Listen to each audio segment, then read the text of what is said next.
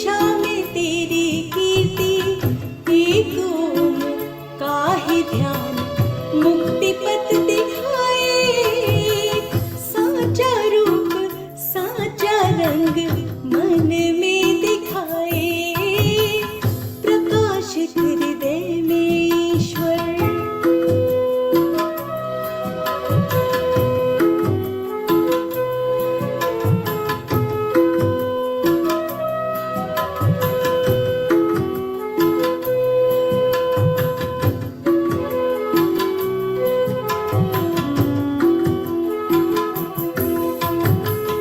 ज्ञानियों के शुद्ध मनों में, साधकों के चिंतनों में, ज्ञानियों के शुद्ध मनों में, साधकों के चिंतनों में, मेरी आस मेरे श्वास तुझ में ही समाए।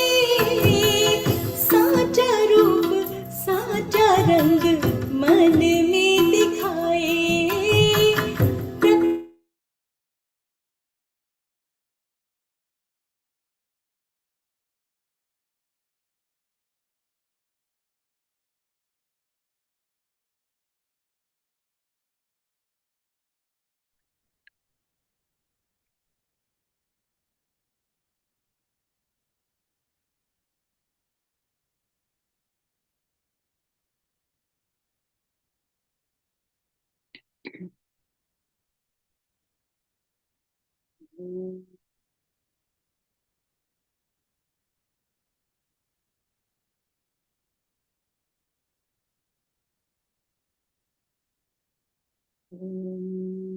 सहना भवतु सहनौ भुनक्तु सह वीर्यं करवावहै तेजस्विनावधीतमस्तु मा विद्विषावहै।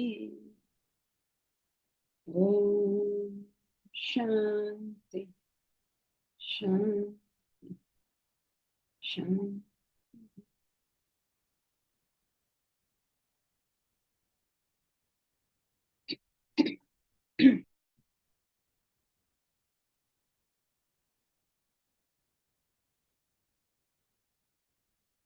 Yes, Mahesh.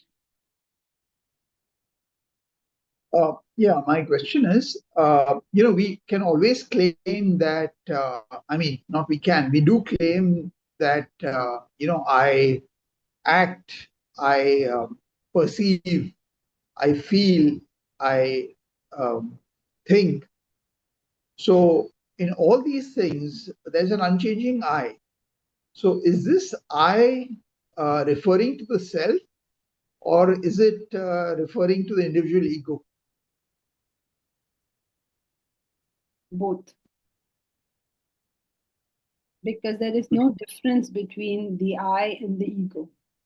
When the I functions by itself, it is the self. And then when you add all these attributes, it becomes the ego. Do you remember that example of the yellow light covered by a red paper, red Right. cellophane paper? When you look at the red light that now comes, are you seeing the red paper or are you seeing the original light? It's both. If you see the light by itself, then it's the yellow light. And if you see it with the paper, it's the red light. It's same. So ego and self are not different. When the self functions through something, it becomes the limited personality. Okay. So the self functioning through the BMI becomes the ego. Is that correct?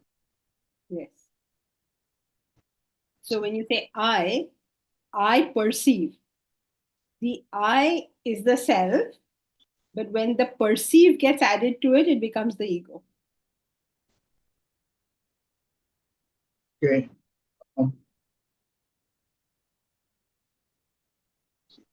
So does the ego belong to the same, reality, if I can use that word, as the body, mind, and intellect? Is it the same? Does it belong to the world? Yes, of Whereas course. the self is transcends the world, but the ego is part of the world. Any addition to the I is the ego. So it has to be part of the world.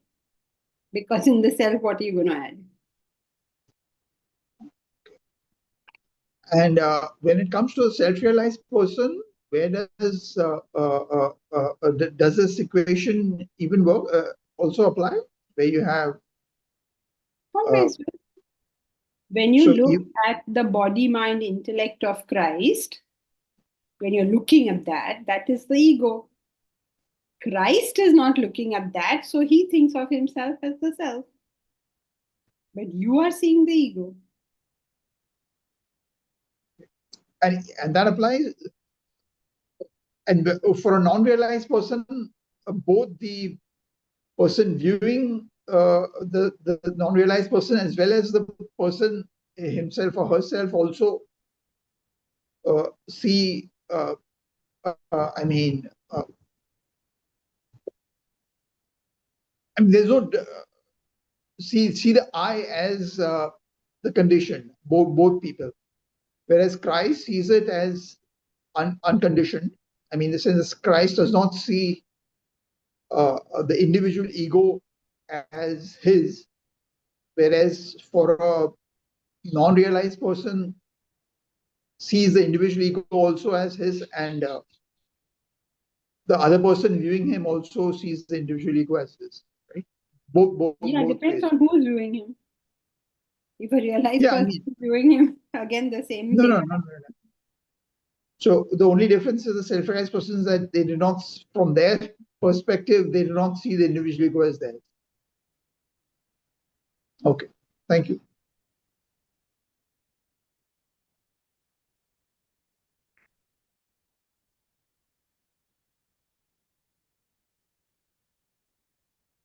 What we have been studying about the realized person first, what we studied was his internal state.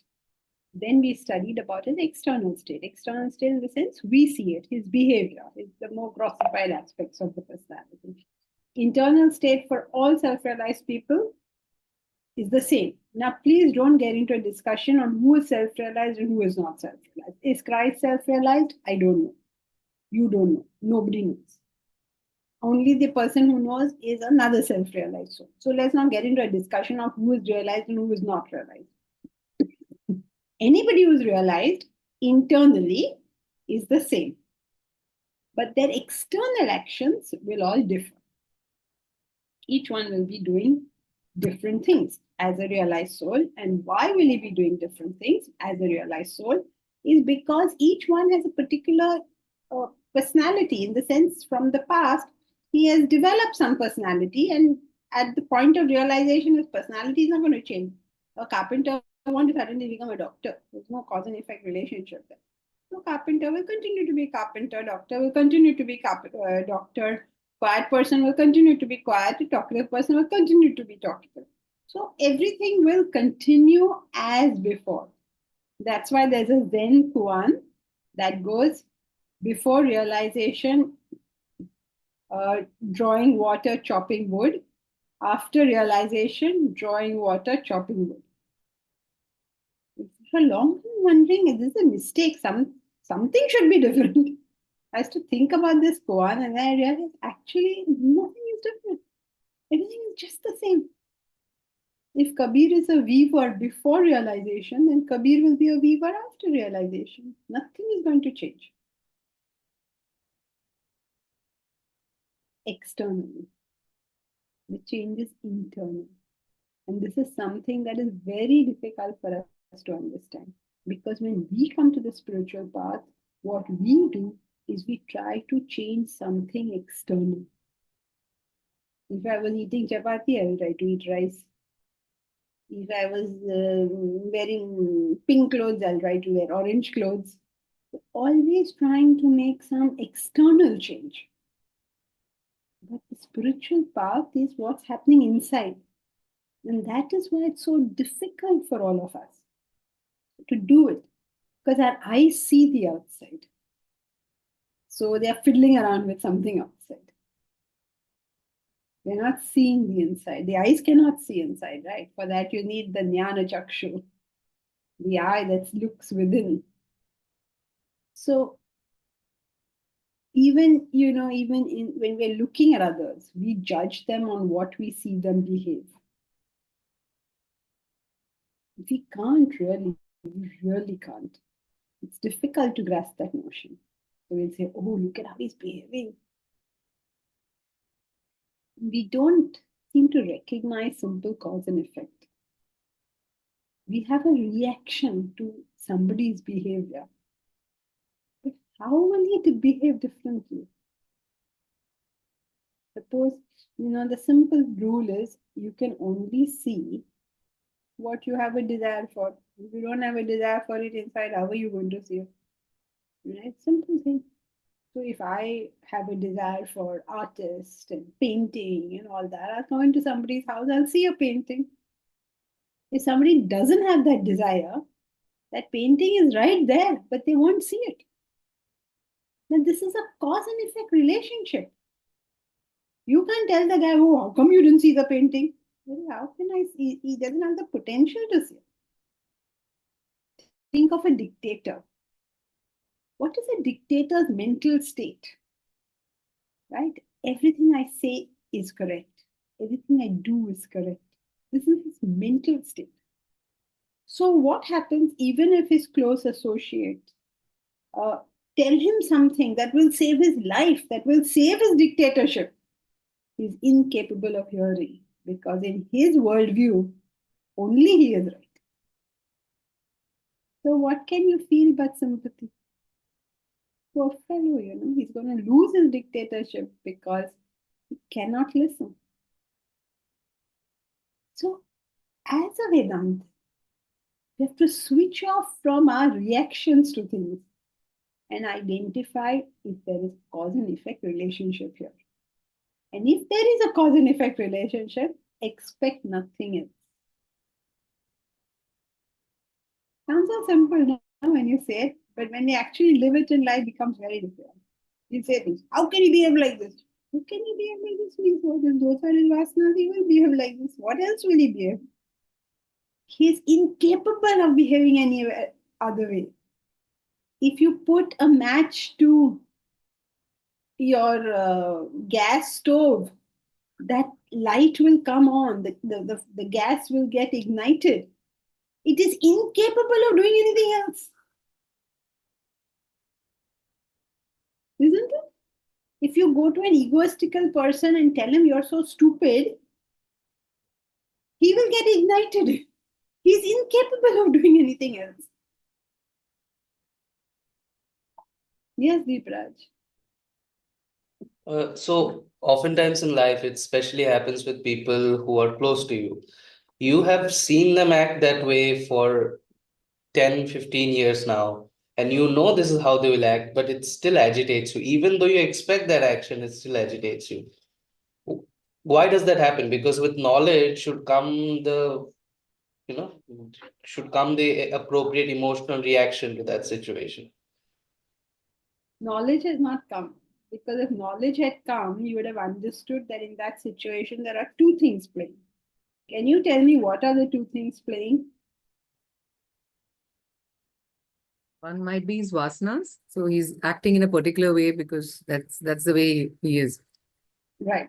That he already knows. Because that's part of his question. He thinks only that is playing. I'm saying there are two things playing. What are the two things playing? You are My expecting change from that person's behavior. Okay, you can delve further. What were you saying, Deepraj? my mental image of that person. Well, you all are getting warmer. What is the second thing playing? Just give me a simple answer. 2 words. Okay. 2 words. I'm being quite charitable. 2 words. Normally I say 1 word, right? Mahat. Hi, Maha. Suppose he's talking to his wife. No, okay, not wife at the moment, but whatever, to his partner. Then what? Where's Mahat? Yes, there are two things playing. One is that person's vasanas. Second thing is, My Vasna? very good. What is wrong with all of you? I don't know. In any experience, if I ask you like this, see how everybody knows the answer. In any experience, there are two things playing, and they are the Subject and object. Deepraj, come on, you know that, right? So in every experience, there are two things playing. There are that person's vasanas, and there is my mind. Suppose you are a very hot-tempered person, okay? Or let's say you're a person who always criticizes, whatever. So I come to you and I say, Deepraj, you know what happened? I just got the Nobel Prize.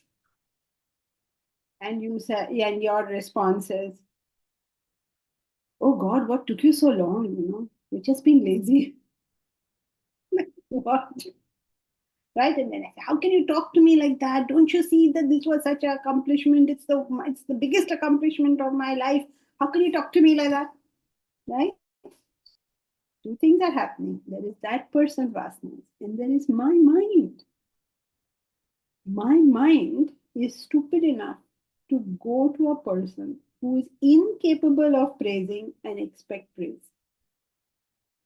So if I want somebody to rejoice in my achievement, then I should go to Deepraj number 2, who's very excited in the achievement, and will say to me, you got Nobel Prize, how wonderful, let's go celebrate, let's have fun. Right? So I must have the ability to choose the person I go and say the thing to. But I don't, because I feel you're my friend. So you must do this, or you're my father, or my mother, or my wife, or my sister. Right? So, got it? Two things are playing. His nature and my nature. His nature, I'm understanding he is that way. I'm not understanding I am this way. So I have to understand that if I am looking for love or praise or whatever, I should go to a person who has it, who can give it.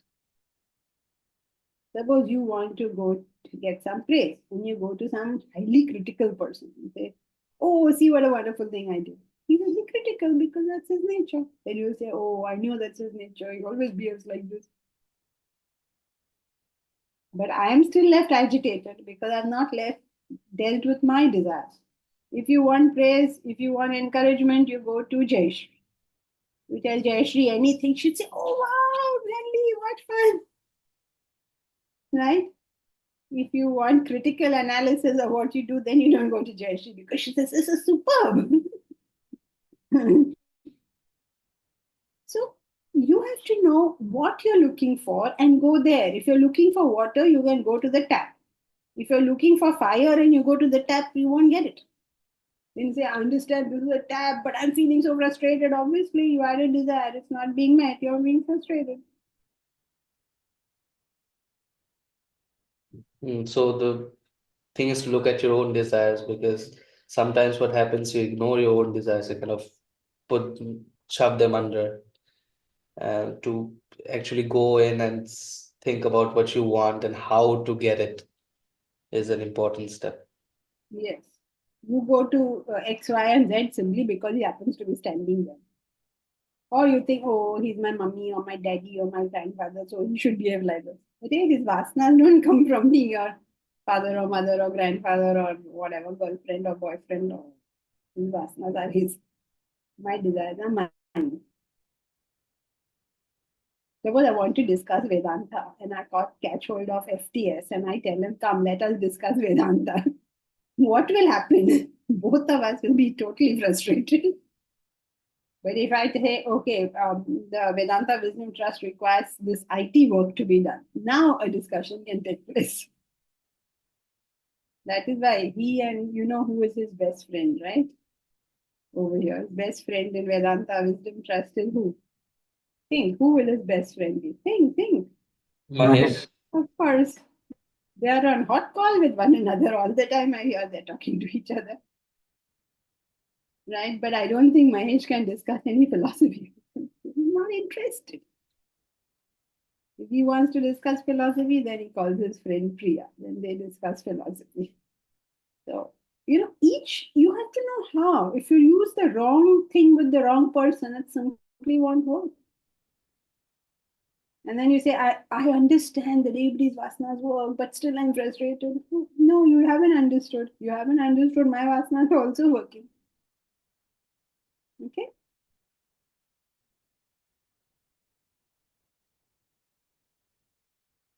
So, according to everyone's nature, everyone will function. This law will continue even after realization. So, internally, everybody becomes the same. Externally, they're different. So, some people are aggressive externally, some people are passive externally. Externally, Rama is Maryada Purushottam. He won't break any rules. He will stick to discipline. He will do everything. Eka barn, eka patni. Externally, Krishna is completely different. He doesn't care about rules. No ek barn, ek patni. He may run away also from battle, which he did do. He'll do anything. But internally, they are exactly the same. They are both avatars of Vishnu, means they are both a physical manifestation of that all-pervading.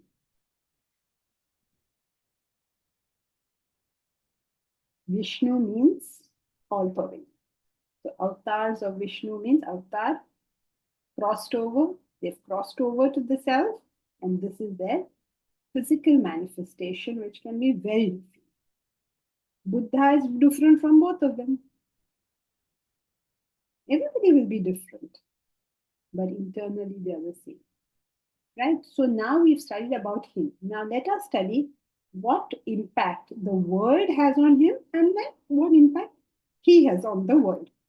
So 4 ideas we have to study about the person of realization. Right. So let's do. Who will read it? I can read it. Please. Impact of world on him. The enlightened person revels in the supreme bliss of the self. He remains absolutely fulfilled.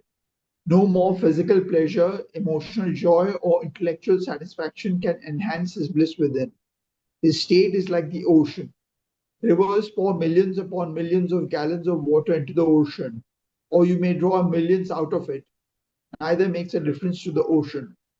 So to the extremities of wealth, environment, or situation make no difference to his state of absolute bliss. So the enlightened person is complete, and there is nothing in the world that can change that completeness. And in that complete state, he's in a state of bliss, absolute bliss. Well, now can you put all of that in one word as an answer to this question? What is the impact of the world on him? One word. Nothing. Very good. No impact. Easy, no? If you were to give an exam on Vedanta, how simple? What is the impact of the world on self-realized person? Nothing. So simple. We'd all get 100 on 100 on these Vedanta tests. We have to actually create tests which are difficult. Otherwise, it's so simple. What is the impact of the world on him?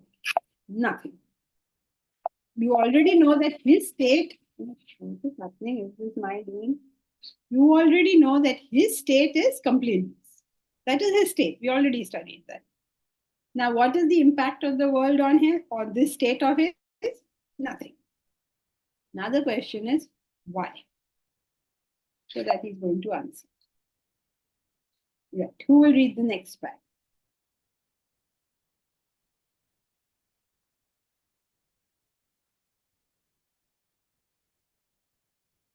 Jayashree, you want to read? You've never read, I think. Okay. Yes, sir. Now observe the life of a layperson. He can take a loss up to a point. Beyond that point, he cannot handle it. He collapses. Imagine a person losing a pen. What is the loss to him? Nothing. It will not break his heart, stretch it a little. He has his pen with him. Okay. So, but coming out into the car park, he finds his car is missing. What is the loss of a car to him now? So, it may or may not upset him. Extend this thought further. The car is there, but as he reaches home, he finds his newly built house completely gutted, everything reduced to ashes. How is that? Furthermore, his house remains perfectly intact, but here's the family, his dear wife and two lovely children, have met with a fatal accident. How would he handle that? Thus, somewhere down the line, from a pen to a family, something can upset him, shatter him. In contrast, for the self realized, the loss of everything in the world is no loss at all. It has no significance in the boundless bliss that he revels in. It's difficult to comprehend that something like can actually be, achieved. But what this paragraph is trying to tell us, from a small pen to the biggest devastation in one's life that a person goes through, holds no significance. That person would still revel in a boundless bliss. Very good. Yes, thank you. So this somehow drives it in better than the simple word nothing, right? Because we also say, yeah, I don't get affected. I don't get affected. We are lucky because nothing is happening to us. We are living all this very happy lives. And therefore, we are not getting affected. And in our very happy life, what will affect us? The maid didn't come today. The food is not as tasty as I would like it to be. My neighbor is making noise. These are our problems. And then we have said, oh, I'm very, very calm and collected. I can handle everything. Really? Don't tempt fate. Just don't tempt fate. So there are a wide host of possibilities of what could happen in our life. And very, very unfortunately, they happen to some people. Not to most of us, but to some people. And life is really very, this young girl, she had an arranged marriage. Her parents found some of the most suitable boy for her. They were so compatible that it was actually surprising, so people this compatible. They were so compatible, and they got married, and then they went on their honeymoon. And then they came back, and she was ecstatic. I mean, both of them were ecstatic. I mean, it's nice to find such a good partner. And everybody loved the boy in the family. 6 months after the wedding, he met with an accident and passed away. Can you imagine what that girl would have gone through? Now, trying to continue to be happy is very difficult. I mean, eventually her parents found her another person. After some time, she got married again. Unfortunately, this time they did not pick out such a lucky deal for her. I mean, nothing wrong with the other one, but simply just not as compatible as the first one. So now life is tough, right? For some people. Just the other day, I heard about this boy. He was walking on the road. He met with an accident. He died. He has a child who's 7 months old. What is this wife like? A relation of one of the staff members. And what is this young girl with a 7-month-old child, uneducated, unexposed to the world? I mean, how is she supposed to live the rest of her life? So things do happen to people. They don't happen to us most of the time. So we think, oh, we are very calm and collected people. We take things in our stride. No, we don't. Horrible things haven't happened to us. So if horrible things can happen and still we are able to maintain some kind of relative dignity and grace, then we can maybe pat ourselves on the back. We're not suppressing the sorrow. This is another important thing. He is not suppressing his sorrow. He's able to feel the sorrow and still stay balanced.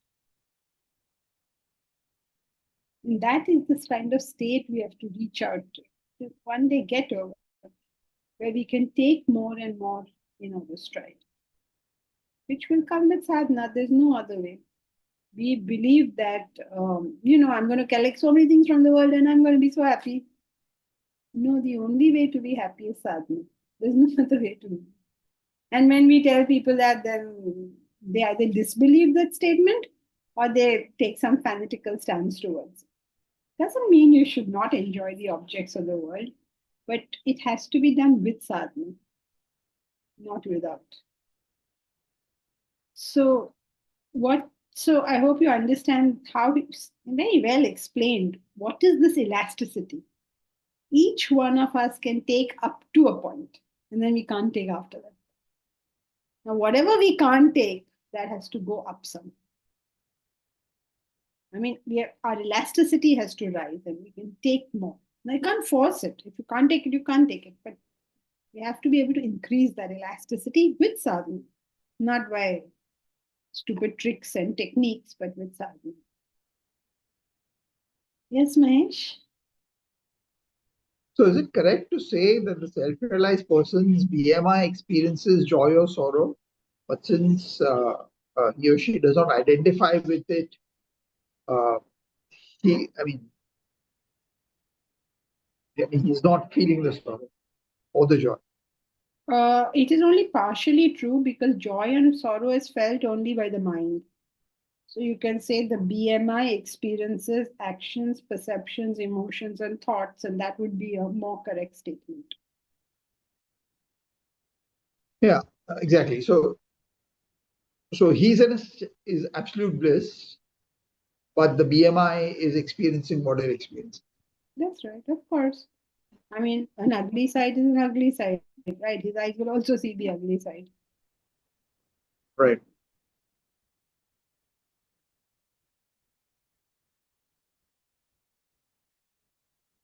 Now, how? Now he's explained to us how this happens, correct? How does it happen that somebody can take so much? What does it even mean? Just explain what it means. The bigger question is how? How does that happen? How is this even possible? And then we go on to a real full toss from here. In fact, I hate to tell you this, but this was your last relatively simple chapter. The part 3 of the book that we are about to enter. We'll still start easy, of course. But the next part is really essence of Vedanta and welcome to real Vedanta. Not like the rest of it was fake, but real means now hopefully you've been prepared to go to the essence of Vedanta and you will get it from the next chapter on. But here he's merely introduced the concept. So little mind-boggling, but let's go through it from here. Don't go into it too much because we're going to study it in great detail later on. So who will read the next paragraph? I will read, Jankiji. Please. Vedanta pronounces an astounding truth that the entire world is unreal, a mere imaginary projection, a figment of your mind. This rigid, stern world is just another dream. The waking and dream state differ only in degree, not in kind. You do not perceive this truth as long as you remain in the waking state. The moment you move up to the fourth plane of consciousness, attain self-realization, this solid seeming world disappears. It turns into meaningless nothing. So he is saying, Vedanta declares that this entire world is unreal, is your imagination of your mind.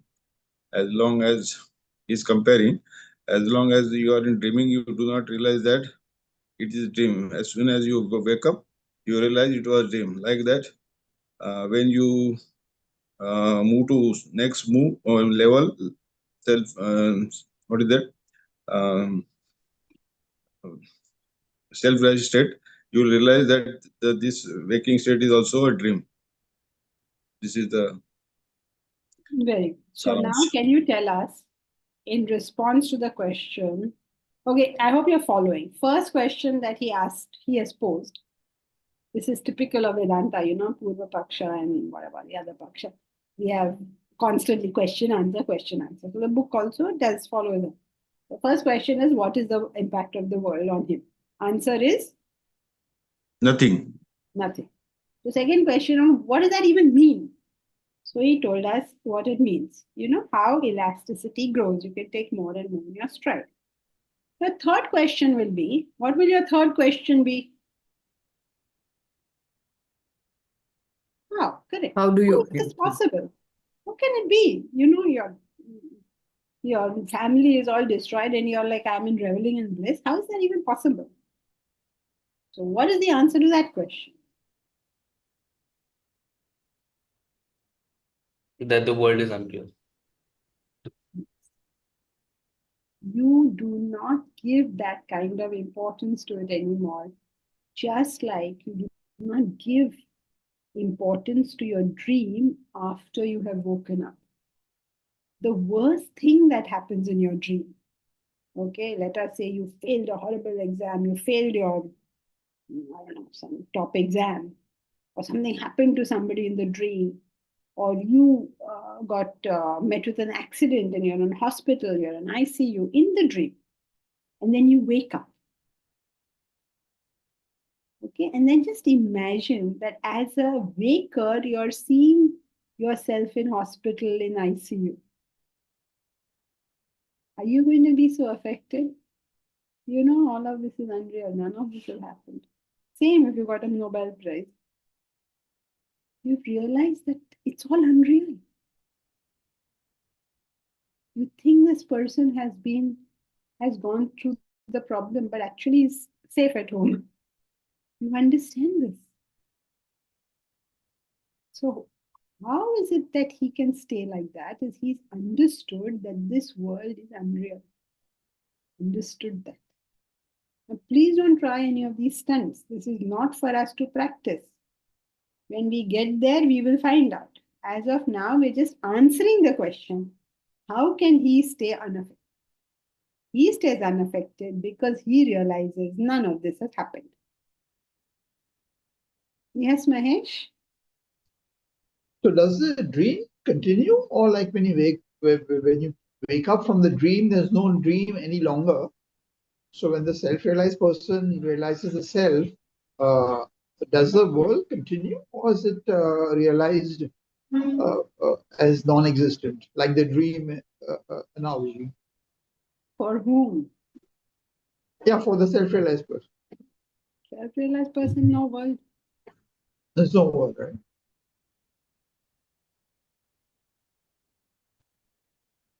Okay, thank you. Janki Right?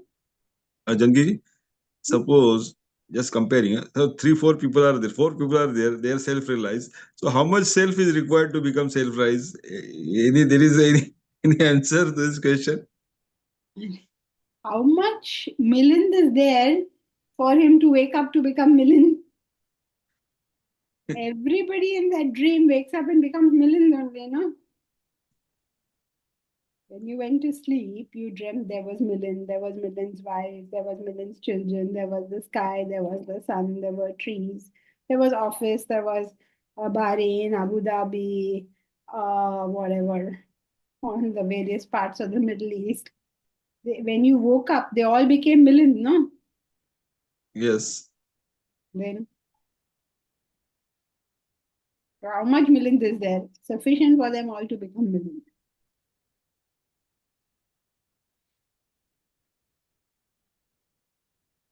Okay.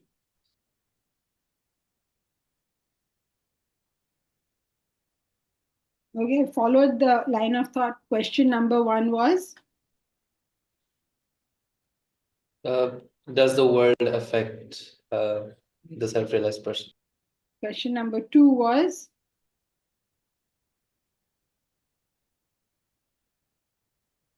How is not affected? How is not expected means, what does that mean first? That he feels nothing. Means what? We also feel nothing. No? So much is happening on Gaza. Are we feeling anything? So much is happening in Ukraine. Are we feeling anything? Donald Trump became president. Are we feeling anything? So are we realized souls because we're not feeling anything? Or compared to that, all we are all realized? No. What he's referring to is things that's happening in his life. What does it mean that no, there's no reaction? That is nothing. Then if you say, oh, even your own family, something happens, nothing. But how is that possible? That is your fourth question. The third question. How is that possible? Because he realizes it is unreal, like you realize your dream is unreal when you wake up. Now, this is a little mind-boggling, so he needs to explain this a little bit. How do you understand this? The next paragraph will explain this. So who will read the next paragraph? The question on the chat. Okay, oh, the question on the chat. Sorry. What is the fourth plane of consciousness?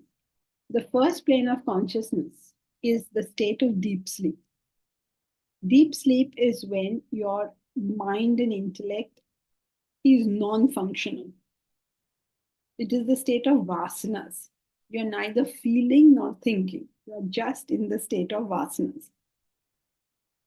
The second state of consciousness is the deep sleep state is the dream state of consciousness, where your mind and intellect, your subtle body start to function. So you have feelings and whatever, you're going through something or the other in the dream. In the third plane of consciousness, which is our waking state, your body also comes into action. Your mind, intellect, body, all are in play. Fourth state of consciousness is going beyond all of this and being a self-realized person. You've woken up from waking state and gone to the next state. This is the state of Brahman, the self, self-realization, Atman, God. People call it various names. In Sanskrit, it is known as Turiya. Turiya means fourth. Okay. Thank you. Next para.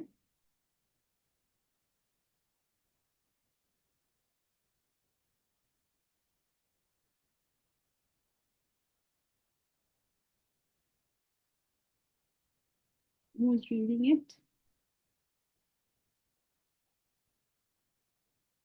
चलो यार जल्दी करो. Who is reading? इतना time क्यों लगता है? I can read it. Please. You may get a glimpse of this staggering truth by comparing it with your personal experience of the dream world. As long as you take the position of a dreamer, the dreamer finds the dream world to be real, as solid and stern as the waker finds the waking world to be. No sooner the dreamer wakes up to become the waker than the dream world disappears. The dream world means nothing to the waker. Imagine the waker entering into its erstwhile dream. What impact will the dream world have on the waker? Will the riches of the dream world increase his wealth in the waking world? Will the joy and sorrow of the dream mean anything to the waker? The honor or dishonor meted out to the dreamer have any impact on the waker? The entire dream world has no pith or substance, has no value to the waker. Just so, the waking world has the same impact on the self-realized person. The waking world is a hollow, empty nothingness to him. He wants nothing from this world, expects nothing, has no interest in anything that the world offers, nor is he dependent on anything. Heat or cold, joy or sorrow, honor or dishonor mean the same to him. In Shakespeare's words, all the world's a stage, and all the men and women merely players. They have their exits and their entrances. That is the supreme stance of the enlightened. So, just like how the waker is not affected by the dream world, only the dreamer is. Similarly, the self-realized person, having woken up from the waking world, the waking world does not affect him because he understands it to be unreal.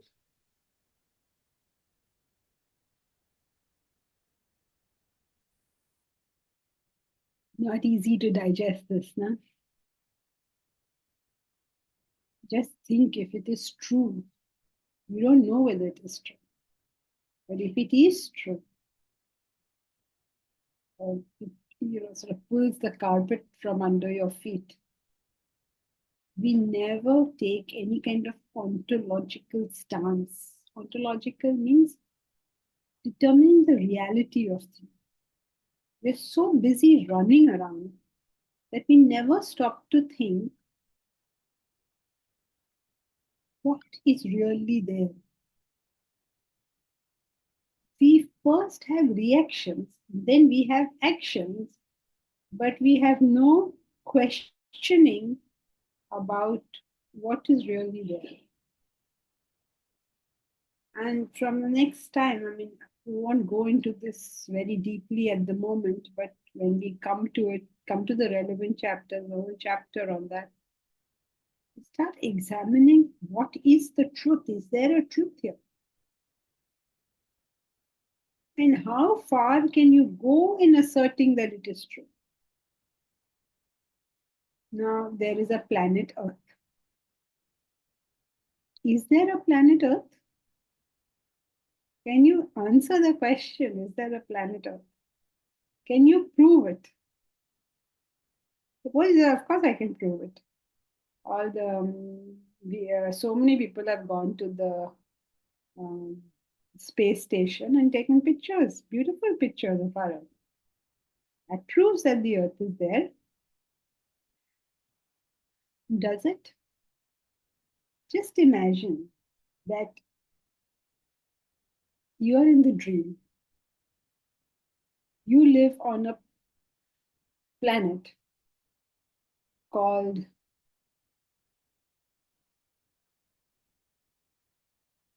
Tria.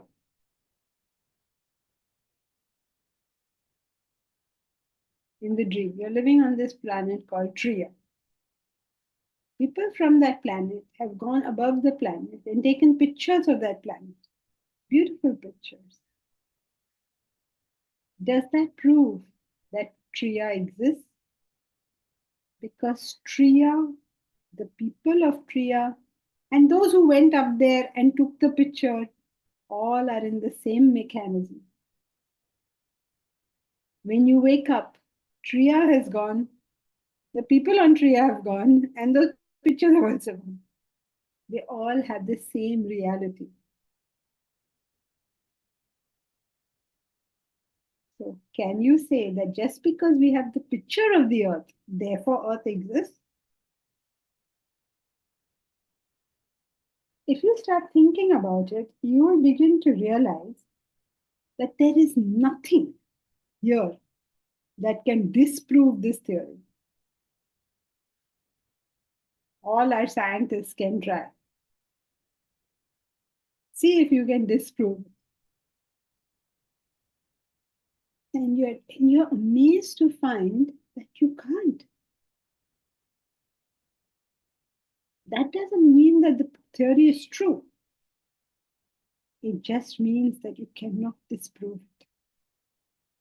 You still don't know whether it's true or false, but you know that you cannot disprove it. And since you cannot disprove it, therefore a question mark will always remain.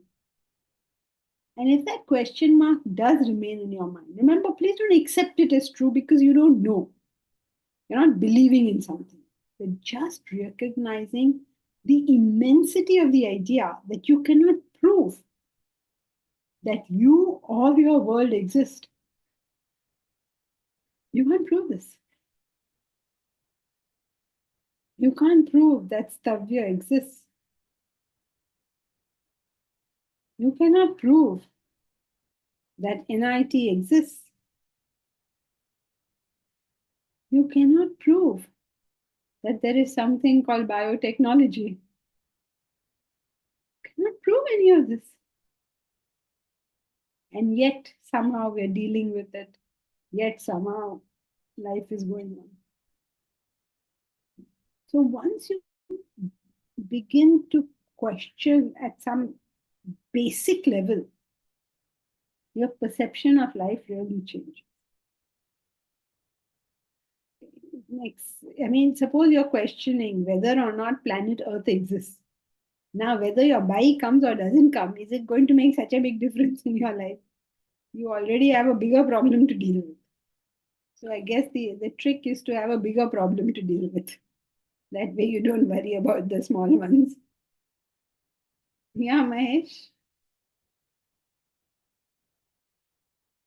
Yeah, so the question is, if the world no longer exists for the self-realized person, was the world a projection of that person's mind, so vasana? Because if the world has to disappear, then it exists because on the self-realized person we have said that does not exist. So does the self-realized person, is the world a projection of the self-realized person alone? Of the self-realized person? You mean of the non-self-realized? Yeah, I mean, for the self-realized person, there is no world, right? Correct. So was it a projection of that person's dream? And was it that person's dream and he woke up and... Yes, that's what the theory says.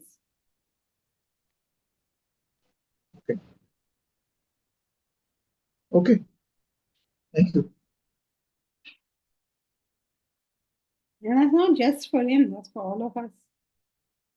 Remember that when you wake up from your dream, you'll say, how can all of us be projecting the same dream? When you wake up from your dream, only you have woken. Or what happened to all the other people then? So we'll study it in depth when we get there, but as of now, he's only explaining how is it that the person of realization is not reacting so much. Now, you can even make this relative. Make it relative means when you recognize some higher realities, the lower realities cease to matter to you so much. So, suppose somebody's in ICU and you get served food which you had little less salt. Will you really care? Will you make a big fuss? You're looking after somebody in ICU, you're like, okay, jo mila, so mila. You're like happy in life, get on with it. So the moment your mind goes to higher things, you question higher realities, the lower things really stop mattering so much. That's why Gandhi doesn't really care. Does he look at himself in the mirror and say, oh, am I looking good today? He doesn't really care. So that's why, in English also we say simple living, high thinking. When the thinking becomes high, the living becomes simple. And simple doesn't mean that you have to wear white or something like that. Simple means you're not spending so much time on it. Even if you're wearing Kanjivaram sari, you have the standardized Kanjivaram. You only wear Kanjivaram. So it becomes simple as far as you're concerned. It's not taking your mental space. So it's a simple living, high thinking. When the thinking is high, the living becomes less complicated. Now that's on the relative level, but this is not talking of relative level. It's talking about the real thing. How you understood that this is simply not there. You think you're in class, no class is happening. Believe it or not. Nobody should only listen to this line, otherwise they'll think we've all gone mad. So So you think you're at home, and there's no home there. Shocking, no? But how is he, though he's answering the question, how is it that he thinks so? He sees the whole thing as a stage and all the people mere actors. They have their exits and their entrances.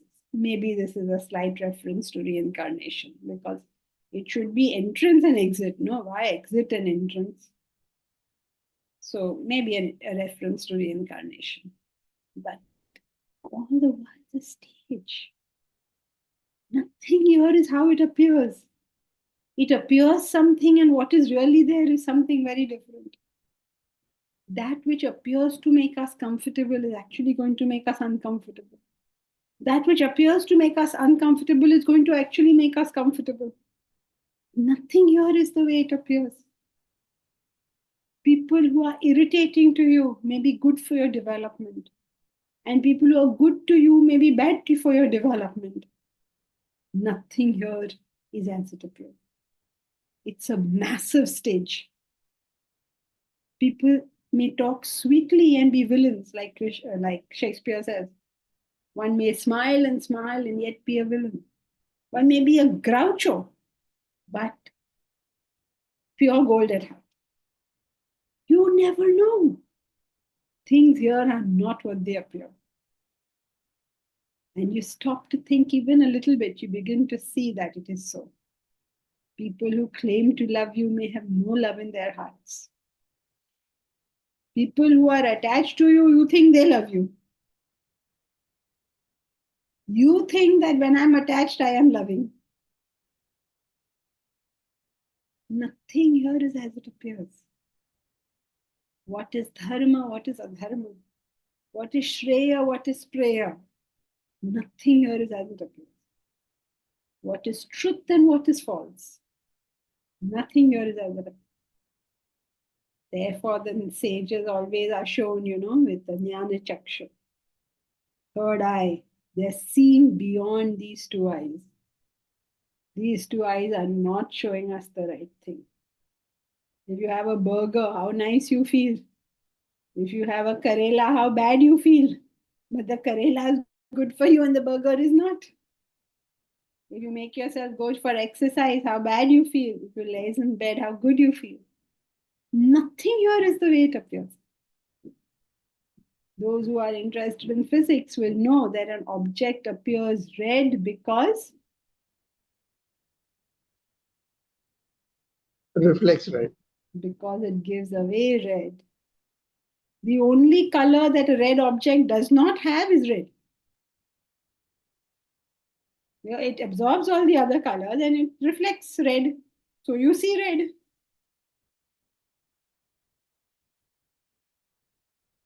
Nothing here is as it appears. Beware.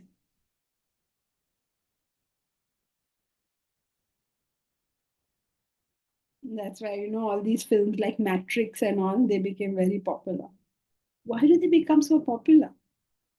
Because inherent in us, we know that there is something that is not quite right here. Every one of us knows it. But we can't identify what is that which is not quite right. We know कि अच्छा है पर थोड़ा सा टेढ़ा है यहाँ पे. We know that. We know it instinctively, as it were. But we're not able to identify what is that thing. Let's do the last paragraph.